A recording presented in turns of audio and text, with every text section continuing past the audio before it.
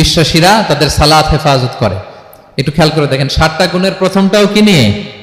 সালাত নিয়ে, আবার শেষটাও। তার মানে কি বোঝা গেল? এটা বেশি গুরুত্বপূর্ণ না কম গুরুত্বপূর্ণ?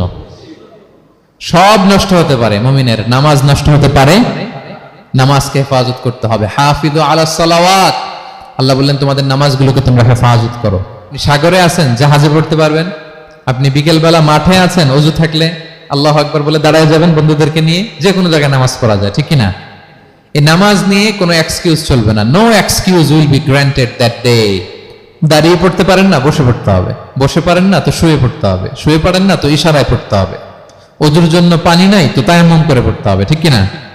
হাফিজু আলাস সালাওয়াত, সালাতের ব্যাপারে সচেষ্ট হও, কারণ এটা প্রথম হিসেব চাইবেন আল্লাহ। আল্লাহ বলেন আউয়ালু মা ইউহাসাবু বিহিল আবদু ইয়াউমাল কিয়ামাতি আস-সালাহ।